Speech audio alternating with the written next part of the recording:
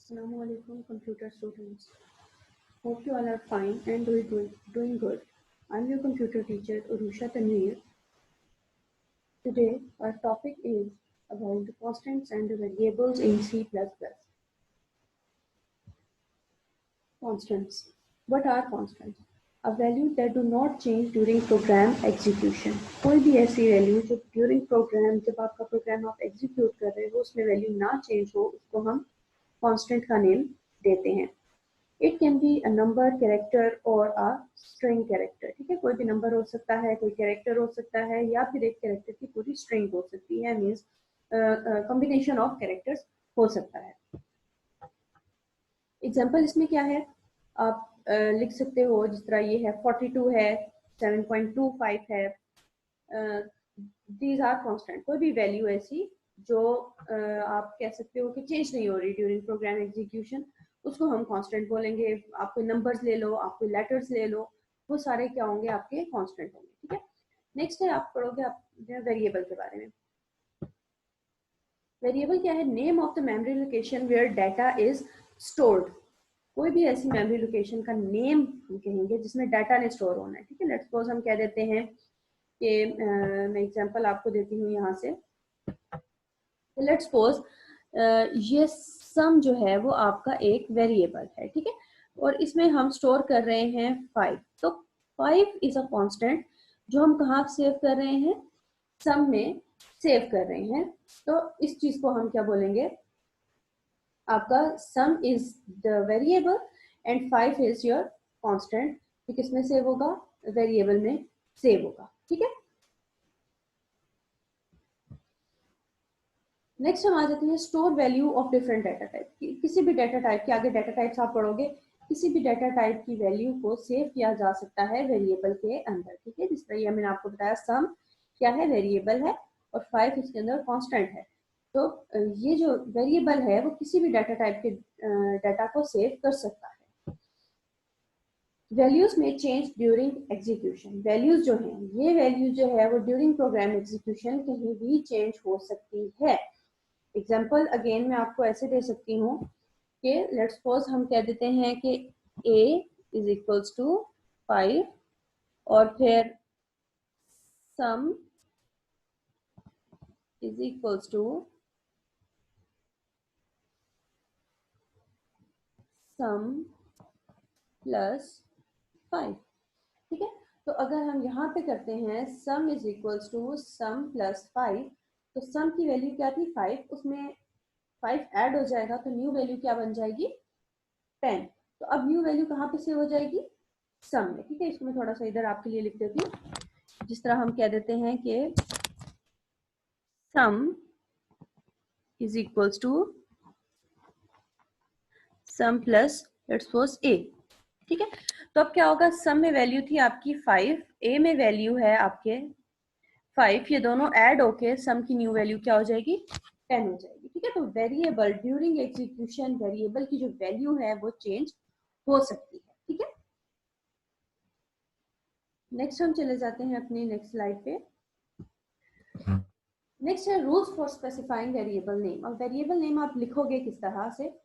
All variable name must begin with a letter of the alphabet or an underscore. किसी भी letter से start कर सकते हो. लेटर आपका अपर केस भी हो सकता है, लोअर केस भी हो सकता है. ठीक है.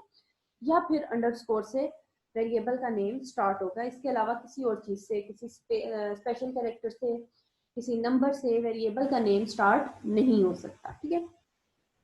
After the first initial letter, letter means आपका अपर केस और लोअर केस या फिर underscore. Variable name name can also contain letters and number. First अगर आपने लेटर लिख दिया है उसके बाद आप नंबर्स को भी इंक्लूड कर सकते हो, लेकिन फर्स्ट लेटर जो है वो नंबर कभी भी नहीं हो सकता. Variable names are case sensitive. Case sensitive कैसे हैं? कि अगर हम इस तरह लिखते हैं अपना सम कैपिटल लेटर्स में सारा लिखते हैं, तो it is different from this one जिसमें एस आपने सब कैपिटल लिखा और यू एम जो है वो स्मॉल कर दिया. And it both are different from the third one, that is जिसमें आपने सम जो है सारा स्मॉल लेटर में लिख दिया. अब ये तीन अलग अलग वेरिएबल हैं, ये तीनों सेम नहीं कंसीडर होंगे आपके प्रोग्राम में. नो स्पेस और special characters are allowed. Variable name के अंदर आप ब्लैंक स्पेस नहीं दे सकते हो, ठीक है। अंडर अगर आपने कोई ऐसा वेरिएबल नेम लिखना है जिसमें स्पेस रिक्वायर्ड है तो स्पेस की जगह आप अंडरस्कोर यूज कर लोगे। और कोई स्पेशल कैरेक्टर्स आप यूज नहीं कर सकते हो, जिस तरह आप प्लस का, मल्टीप्लाई का, परसेंटेज का साइन या डॉलर साइन, इस टाइप के कोई भी स्पेशल कैरेक्टर्स आप वेरिएबल नेम में यूज नहीं कर सकते हो। You cannot use a C++ keyword or reserve word as a variable name. Keywords आपने पढ़ा है, reserve words पढ़े हैं, जो सारे लोअर केस लेटर में लिखते हैं, जिनका अपना कोई स्पेसिफिक पर्पस होता है, उनको आप as a variable name use नहीं कर सकते हो। जिस तरह आपने सी आउट का पढ़ा, सी इन का पढ़ा, तो वो जो है आपके कीवर्ड्स हैं जिनका स्पेसिफिक एक कैरेक्टर है, उनमें आप कोई भी वैल्यू सेव नहीं कर सकते हो। अब नेक्स्ट हम पढ़ेंगे C++ data types. Data types कौन कौन सी यूज होती हैं। Declaration of variable to store different type of data. Data types किस चीज यूज होती है, वेरिएबल को डिक्लेयर करने के लिए कि वो किस टाइप का डाटा सेव करेगा। मीन्स वो कोई नंबर्स के फॉर्म में डाटा सेव करेगा, वो कोई लेटर्स के नंबर में सेव करेगा, वो कोई पॉइंट वाली वैल्यू सेव करेगा। डिपेंड करता है कि वेरिएबल ने किस टाइप का डाटा सेव करना है, उस हिसाब से आप उसकी डाटा टाइप लिखोगे। Different storage capacity. अब जितनी भी डाटा टाइप्स हैं, हर डाटा टाइप की अपनी एक स्टोरेज कैपेसिटी होती है, मीन्स जितना डाटा वो सेव कर सकते हैं। Data type must be assigned before assigning a value to the variable. इससे पहले कि आप वैल्यू असाइन करो, जिस तरह हमने लिखा सम इज इक्वल्स टू 5, तो वैल्यू असाइन करने से पहले आपने बताना होगा कि सम की डाटा टाइप क्या है। मीन्स जो आप वेरिएबल लिख रहे हो उसकी डाटा टाइप क्या है, मीन्स वो किस टाइप का डाटा सेव करेगा, तो उसके बाद आप उसमें डाटा स्टोर करोगे, ठीक है। तो before assigning the value you have to declare the data type of the variable. Data types कौन कौन सी यूज होती हैं C++ में। These are integer, floating point and character. First of all, we will discuss about integer data type used to define numeric variables to store whole numbers such as -30, 325, 2086, etc. Integer data type वो data type है जिसमें आप किसी भी type के number save कर सकते हो, वो पॉजिटिव हो, वो नेगेटिव हो, वो जीरो हो, कोई भी होल नंबर्स आप सेव कर सकते हो। सिर्फ इसमें क्या होता है कि जो डेसिमल पॉइंट वाली वैल्यूज हैं वो सेव नहीं होती है, ठीक है। Short term is INT।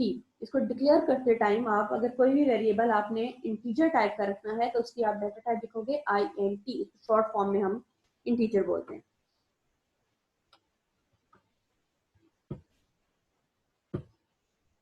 Next है आपका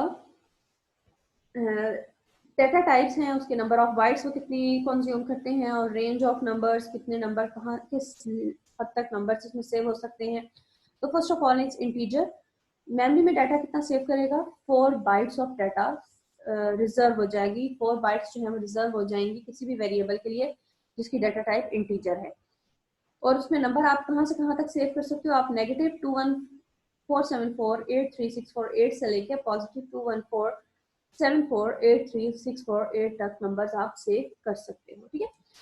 अनसाइंड इंटीजर का मतलब है कि यहाँ पे है इंटीजर है तो वो 4 बाइट्स ही कंज्यूम करेगा, मेमोरी में 4 बाइट्स ही लेगा, लेकिन नेगेटिव वाला खत्म हो जाएगा, ये सिर्फ पॉजिटिव वैल्यूज को सेव करेगा। तो 0 से लेके 4 to 94, 96, 7 to 95 तक वैल्यूज जो है वो सेव हो सकती हैं।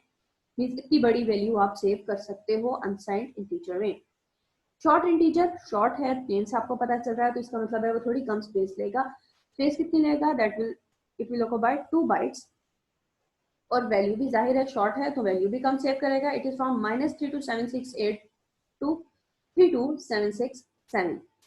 Unsigned short integer will consume 2 bytes, and unsigned में क्या होगा, अगेन वो पॉजिटिव सिर्फ वैल्यूज होंगी, तो 0 से लेके 65535 तक वैल्यूज सेव होंगी।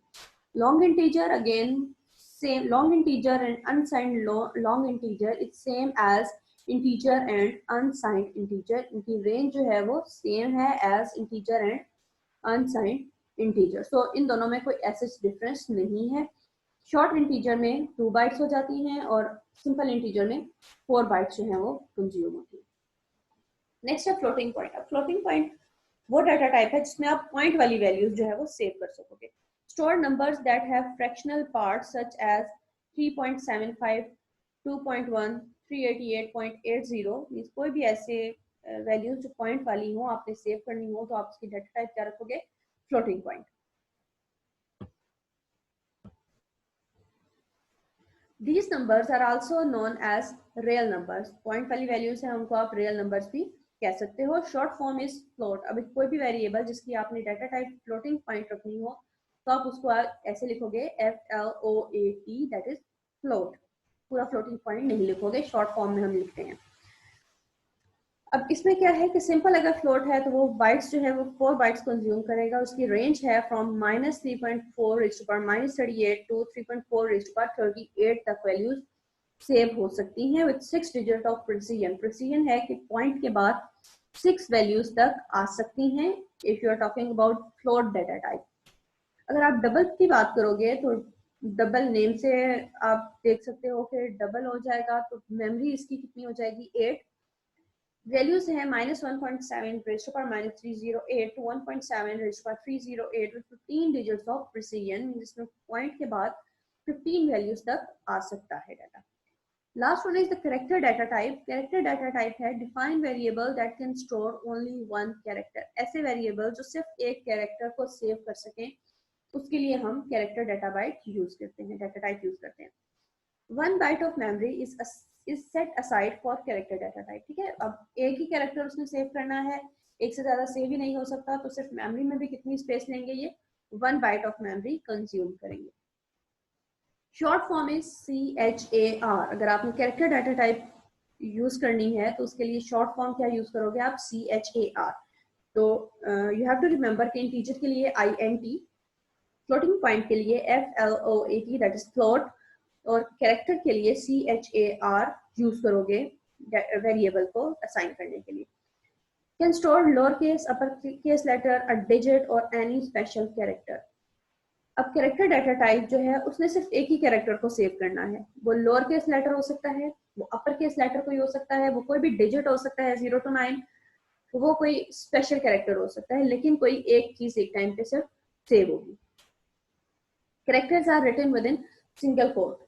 अगर आप कैरेक्टर डाटा टाइप यूज कर रहे हो तो उसमें जो आपने डाटा स्टोर करना है उसको आप सिंगल कोट्स के बीच में लिखोगे. एग्जांपल देख लो कि ए है, A is a character that is of lower form, तो डबल कोट्स के बीच में अगर आप लिखोगे तो वो कैरेक्टर डाटा टाइप में सेव हो सकता है. प्लस आपने किसी वेरिएबल में सेव करना है तो उसके लिए कैरेक्टर डाटा टाइप यूज होगी, उसको सिंगल कोट्स के बीच में लिखोगे. कोई भी नंबर आप सेव कर सकते हो लेकिन सिंगल कोट्स में. जब आप कैरेक्टर डाटा टाइप यूज कर रहे हो तो आपको डबल कोट्स लगाने मस्ट है. इसी तरह अगर 5 आपने किसी सिंपल वेरिएबल में, इंटीजर वेरिएबल में सेव करना होता तो आप a = 5 सिंपल लिख देते तो वो सेव हो जाता. लेकिन अगर आप यूज कैरेक्टर डाटा टाइप कर रहे हो तो फिर आप उसको डबल कोट्स के अंदर लिखोगे. That was all about our lecture today. If you have any question, you can ask me. Thank you so much.